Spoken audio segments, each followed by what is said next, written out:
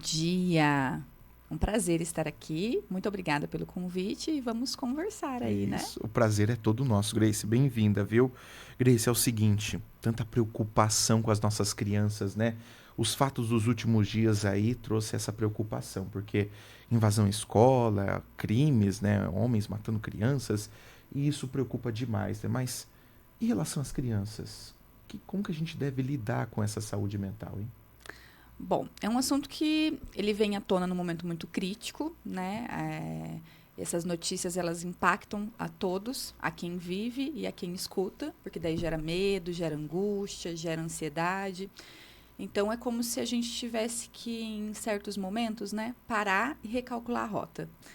Por muito tempo a gente olha para as crianças desse lugar do automático, né? Que elas não precisam ter uma noção de cuidado ou de que todo o ambiente é seguro. E agora a gente tem questões, né, próprias do contemporâneo ou dessa loucura que vem acontecendo nos últimos dias, que é necessário a gente cuidar das nossas crianças. Sempre foi, mas é que em momentos assim a gente tem essa noção de que é necessário todos os dias cuidar delas, né? Você fala desses cuidados conversando, os pais, os familiares, é isso também? Bom, primeiro, né, de certa medida, protegendo, Protegendo. porque a gente tem muitas crianças com acesso às notícias, às fake news, né, aos grupos, né, e a gente sabe que cada vez que a gente escuta, vê ou, enfim, que chega até nós, a gente também tem uma descarga de hormônio, né, no corpo. Então é como se a gente também vivesse uma parte daquela situação que trouxe medo. Então, quando a gente vai pensar como proteger as crianças, é evitando que elas tenham acesso a esse tipo de notícia. Principalmente crianças menores, né? Elas não precisam lidar com esse real ou com essa crueldade, né? As notícias devem ficar a cargo dos adultos para Exatamente. se cuidar, para proteger, para recalcular essa rota. As crianças, elas precisam se organizar de uma forma diferente. Mas hoje parece que todas as crianças têm celular na mão, né? Pois é, né? Já. É um grande desafio isso, porque a tecnologia chegou para ficar e o que a gente pode fazer, né, com isso? Eu acho que limitar ao acesso a algumas redes, a algumas notícias, a alguns grupos, é o ideal, né? É como se a gente pensasse na questão da internet, a gente deixa o nosso filho de 5 anos, de 7 anos, andar sozinho na rua, Não. num grande centro, Melhor né? Nem não, né? vamos pensar na nossa cidade, porque Campo Mourão ainda é relativamente tranquilo, né? Mas a gente não deixa uma criança sozinha na rua. Por que a gente deixa ela sozinha navegando pela internet, né? Sem os limites? Então, em certa medida, proteção também fala sobre o cuidado e sobre o limite, né? E quando a gente pensa nessas questões da tecnologia, é importante que a gente crie esses limites para manter a nossa criança segura ou pelo menos não tão exposta, né? Quando a gente pensa nessas notícias que aconteceram. Você acha importante os pais conversar com as crianças em relação a esses ataques, dando orientações, falando do que aconteceu, ou melhor é evitar falar isso com as crianças? Eu acho que a gente tem que entender qual a linguagem, Uhum. né, a falar. Principalmente pensando na faixa etária, qual a idade que essa criança tem, o que ela consegue digerir de informação. Porque a gente tem que ter uma noção de fazer uma diferença. Que o que aconteceu lá não é o que acontece aqui. Né? Até uma noção de realidade, de trazer a criança para essa noção de realidade. Como é a escola dela, quais são as seguranças que tem na escola, né? A altura do muro, o portão, o guarda que fica no portão, a logística de entrada e de saída da escola, às vezes o monitoramento por câmera, né? São noções reais que trazem a criança para cá, né? Para isso que ela tem. É como se fosse mais palpável. Porque se a gente vai olhando todas essas notícias que aconteceram, né, nos últimos tempos em relação a essas violências, a esses crimes, como você disse, né? A gente vai, é como se isso fosse nos invadindo, como se a qualquer momento fosse acontecer aqui também. E a gente não tem garantia de nada na vida, né? Verdade. A gente não tem como garantir que nunca vai acontecer aqui, mas a gente tem critérios palpáveis de segurança nas escolas que essas crianças estudam hoje que nos deixam um pouco mais tranquila. Então, assim, não tem motivos para pânico, tem motivos para cuidado, que é uma coisa muito diferente, né? Verdade. Como falar para essa criança se proteger, quais as situações de perigo, né? Então, a gente não tem um perigo só na escola. Aconteceu na escola, mas a gente vive num coletivo, né? Então, quando a gente pensa nessa comunidade, é importante ensinar e conversar sobre noções básicas. Não falar com estranho, não aceitar coisas de estranho, viu uma situação meio diferente, né? Corre para um adulto de segurança, né? Fala com a professora, Verdade. fala com o pai, fala com a mãe. São recursos que sempre valem. E tem crianças depressivas, Grace? Olha, a gente vive numa situação hoje que a maior parte das pessoas são depressivas, né? É difícil a gente categorizar com essa nomenclatura, né? Um diagnóstico. Mas quando a gente fala em depressão, a gente pode reverter, né? Pensar numa outra nomenclatura, né? Uma tristeza, uma melancolia, uma angústia, uma ansiedade, né? Que ajuda a gente a entender qual é o mal-estar daquele sujeito. E as crianças hoje, elas vivenciam um momento de muito mal-estar, né? De muita insegurança. Não só por conta das últimas notícias, né? Que nos trazem medo. Uma escola foi invadida, teve um crime, né? Crianças morreram, famílias choraram, uma cidade inteira se mobilizou em relação a esse luto. E a gente vivencia uma parte desse luto, né? Mas é importante a gente se atentar a isso que é real. Qual é a escola que o seu filho estuda? Qual é a segurança que eles conseguem oferecer? Como está o seu filho nessa escola? Qual a relação dessa criança com aqueles colegas, com aquela professora, com aquele grupo que ele participa, que ele faz parte, né? Eu acho que nós, enquanto pais, precisamos retomar essa responsabilidade. Por muito tempo, ficava como se tivesse uma cisão entre a família e a escola. E fatos assim são muito chocantes, mas em certa medida aproxima, né, esse diálogo. De voltar a olhar a bolsa do filho, de perguntar como está sendo na escola, se tem algo que incomoda, né? A gente tem a questão do bullying, que afeta muitas crianças e hoje. Às vezes a criança não quer falar, né? E a criança não fala, o adulto não pergunta, e a professora tem muitos alunos e aquilo acaba passando batido, né? Então, a cultura de paz, ela precisa acontecer desde lá da família, né? De ter importância com aquilo que a criança traz. Não é só uma brincadeirinha, não é de qualquer jeito, né? Quando a gente consegue dar importância para isso que é do universo da criança, a gente consegue identificar esses sinais de alerta e ajudar a criança a construir algo mais saudável e não ficar paralisada. Exatamente. E a gente fala de crianças, mas também já falamos do futuro delas, né? Se não tiver esse relacionamento, essa conversa, impacta do futuro dela. Com certeza, né? Não tem como a gente ignorar que nós somos adultos em relação à criança que nós fomos um dia, né? O adulto de nós hoje fala daquela criança. E assim é com as crianças, né? Então, as crianças, nós todos vamos carregando as coisas que vão acontecendo ao longo da nossa vida. A maneira como a gente relaciona, a referência que a gente tem de família, as relações que a gente tem, como que a gente tem uma desenvoltura para resolver os problemas, né? Então, isso vai dizendo muito de qual é o adulto que a gente vai se tornar. Não que situações... certeza, né, desse lugar da garantia, porque a gente não tem garantia de nada, vai ser um trauma, vai ser um empecilho. Não, às vezes a criança e o adolescente, ele tem uma desenvoltura de lidar muito melhor do que o adulto, né? Mas quando a gente pensa na questão de saúde mental, é importante a gente dar ouvido ao que a criança fala, principalmente no ambiente escolar. Essa cisão que a gente entende que o que é da escola, o que é do pai, da mãe, né? Divide a criança, né? A criança é uma só. E às vezes ela precisa partilhar e até encontrar ferramentas para lidar com aquilo, né? Verdade. E você que está nos ouvindo e nos assistindo através do Facebook, pode mandar sua pergunta para a Grace, viu? O telefone é 99940-9494. Grace, é o seguinte, com as crianças aí no mundo digital, elas não estão brincando mais, né? E isso é importante para as crianças, né? A brincadeira, o coleguinha lá. A gente não vê nem mais crianças sujas de barro, por exemplo, né? Acho que a gente nem tem barro mais em casa, né? Não tem mais. Colocar tudo concreto e acabou, né, as brincadeiras. Tudo apartamento, Exatamente. né? A gente vive numa outra época, né? Diferente. Até porque a gente não tem mais a segurança de deixar as nossas crianças brincarem na rua, como era antigamente, como era possível, né? A gente vive nesse coletivo individual. Cada um dentro da sua casa, cada um com seu celular, cada um com seu aparelho, né? E isso vai individualizando as relações. E a criança, ela precisa de um coletivo. É como se estruturasse esse psiquismo, né?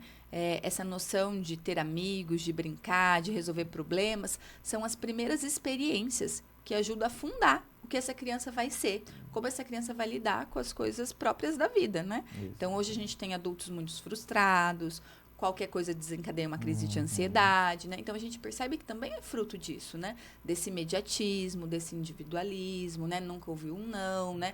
Então, quando a gente pensa nas crianças e nos adolescentes, como é importante essas primeiras experiências do brincar, do experimentar, do conhecer, do construir, né? Para que no futuro, é como se fosse um ensaio, né? Sim. No futuro tem essa desenvoltura para seguir com as questões da vida de uma maneira mais saudável. Grace, essa pergunta, como a gente deve conversar com a criança sobre esses assuntos tão críticos, né? Porque a criança não sabe bem o que foi um ataque que foi tão grave assim, né?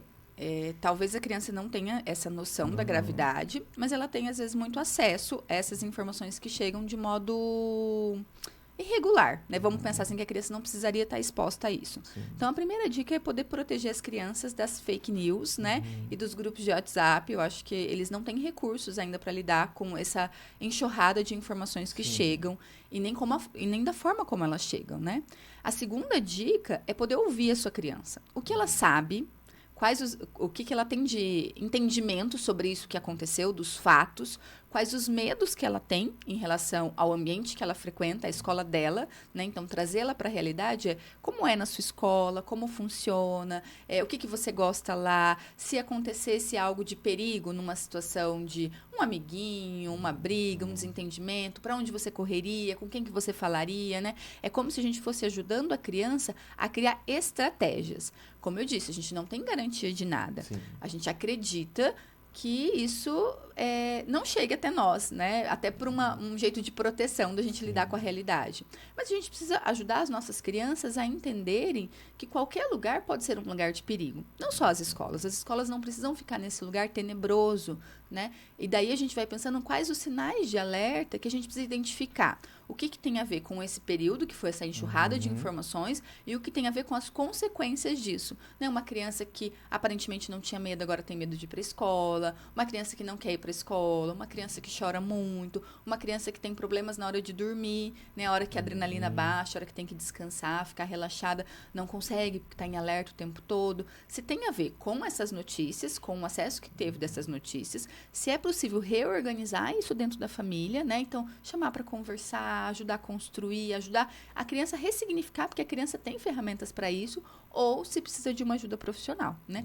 As escolas estão fazendo um trabalho fantástico de conscientização, de segurança, um trabalho em parceria com as famílias. A Polícia Militar está atuando aí de maneira, numa conscientização, né? E trazendo essa noção de segurança, né? Se a polícia está lá, é porque está tudo bem, é que está tudo tranquilo, é como se deixasse lá fora o perigo, né? E, ao mesmo tempo, a gente vai entendendo que esses sinais de alerta, eles precisam ser entendidos, né, pela família e pela escola. Então, uma criança que até então não apresentava essas dificuldades e apresenta muito significativamente que está atrapalhando ali nas atividades do dia a dia.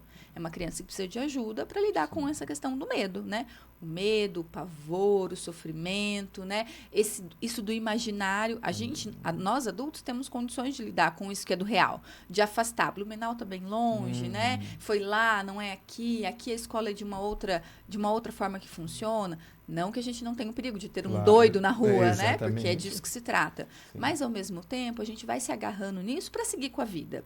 Agora, as crianças, elas têm a questão do imaginário. Como esse imaginário, sem borda, às vezes vai caminhando por esse lugar mais difícil, né? De colocar palavras, de simbolizar, de lidar com essa noção de realidade. Então, é função dos pais, da escola, que já vem fazendo um trabalho, né? Ajudar essa criança a elaborar esse momento, né? Então, se a criança já teve acesso a essas informações, como já passou, não tem mais o que a gente fazer. O que a gente pode fazer é ajudar a criança a colocar em palavras isso que está só no imaginário. Tá certo. O seu Joaquim pergunta assim, quando ele deve procurar um psicólogo para criança? Tem um limite ali? Quando ele deve procurar? Eu acho que a família precisa ter essa noção de fazer esse diagnóstico, né? Porque essa criança estava bem e agora não está? Essa criança dormia bem e agora não dorme? Essa criança ia para a escola com tranquilidade e agora não vai? Isso são sinais muito significativos que algo não vai bem. Pode ter a ver com essas notícias, como a gente disse, e pode ter a ver com outras coisas que pode estar acontecendo nesse ambiente escolar. A questão do bullying, né, que é muito comum, mesmo as escolas trabalhando a cultura de paz, às vezes tem algo que escapa. A questão da violência, né, que gera um certo medo, um certo pânico. Então, quando a gente pensa nesse lugar de conscientização, a gente também precisa pensar que levar a criança para o psicólogo pode ser uma alternativa de cuidado, para ajudar que a criança elabore aquilo. Mas, ao mesmo tempo, a família precisa fazer a parte dela. A gente está falando de crianças um pouco menores, né, que tem esse imaginário um pouco mais solto, mas com crianças maiores, a gente precisa colocar um certo limite, fiscalizar de uma forma mais incisiva, né? Deixa eu dar uma olhada nesse caderno, vamos olhar a bolsa, vamos ajudar a arrumar o material. Tem coisa que é possível levar para a escola, tem coisa que não é possível. A questão do uniforme, como é importante o uniforme, né? E às vezes a gente vai banalizando isso. Então, são ferramentas que ajudam a escola e a família andarem numa sintonia, né? E a cuidarem em parceria dessa criança. Perceba assim também, vou citar alguns exemplos, né? Às vezes o pai vai comprar o material da criança e a criança fala assim, não, eu não quero esse, não quero o azul, eu quero o preto. Aí vai no mercado, não quero essa bolacha, eu quero essa outra daqui. No final das contas, a criança acaba mandando nos pais. Isso traz um certo prejuízo também, né? Quando a gente fala desse contemporâneo, né? A gente vem de uma geração, a geração que passou, né? A geração dos nossos pais, aí, dos nossos avós, era uma geração que colocava limite pela agressão. Então, crianças que apanhavam muito, né? Que eram muito castigadas. E a gente tem uma geração de pais hoje que bom que não pratica essa violência. Sim. Mas, ao mesmo tempo, fica um pouco perdido como colocar esse limite, né? Então, eu não posso bater, porque bater é errado, e que bom, né, que já entendeu que isso é errado, a gente passou essa fase. Mas o que eu posso fazer?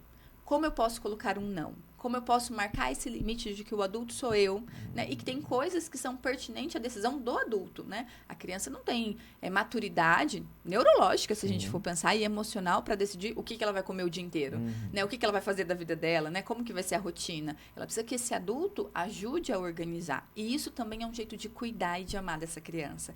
As famílias precisam entender, né? Que dizer não, que colocar limite, também é uma forma de amar. De amar. Outro ponto também é em relação à rede de proteção, né? Que tem o Conselho Tutelar, polícia e tantos outros órgãos que traz a proteção a essas crianças, né? Sim, a gente tem o poder público, ele atua de maneira bem eficiente aí no cuidado das crianças, né? Eu acho que a escola acaba sendo a principal porta de reconhecimento quando existe qualquer situação de perigo, de risco, né? A gente está pensando assim, que a escola pode ser um perigo quando a gente pensa nessas notícias tenebrosas que aconteceram nos últimos tempos, né? Mas a família, muitas vezes, né, também não consegue fazer o papel dela. Então, daí a escola faz um reconhecimento e encaminha, né, para os órgãos que são necessários, ali, assistência social, conselho tutelar, se for necessário, né, outros recursos ali para cuidar dessa criança. A gente tem que pensar a criança sempre no coletivo. Aquela criança nunca é só da família ou só da escola, né? A criança, ela é de todo mundo. Todo mundo que participa da vida da criança tem uma responsabilidade com a educação dela, né? Seja com a educação em relação às questões de estudo, didáticas, seja com as questões familiares. Então, quando a gente percebe que algo não vai bem, ou na escola, ou na família, a gente precisa pedir ajuda, ou do poder público, ou de um psicólogo, ou outras estratégias ali com essa criança para elaborar essa fase. Como se a gente tivesse que superar, de certa medida, né? Viu aí, pai? Viu aí, mãe? Responsável das crianças. Um bate-papo para uma sexta-feira excelente, né? Porque criança às vezes está se preparando para ir para a escola, algumas crianças vão no período da tarde, então é muito bom você ter essa conversa, ter esse diálogo com seu filho, com seu responsável aí também, porque isso impacta no futuro, como a gente falou ainda no bloco anterior.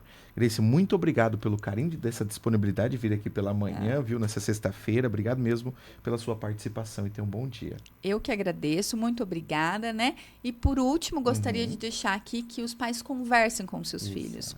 Essa é a principal ferramenta aí de solucionar os problemas, seja em relação à proteção, a cuidado ou até mesmo de prevenção. Converse com o seu filho, você será a melhor ferramenta nesse momento. Onde fica o escritório? Ou o meu consultório fica lá no edifício Adara, na sala 503, no 5º andar. Perfeito. Grace Ribeiro, psicóloga, está aí também disponível para te atender, caso haja necessidade. O telefone dela é 99919-5469. Muito obrigada e um bom dia para todo mundo. Bom dia.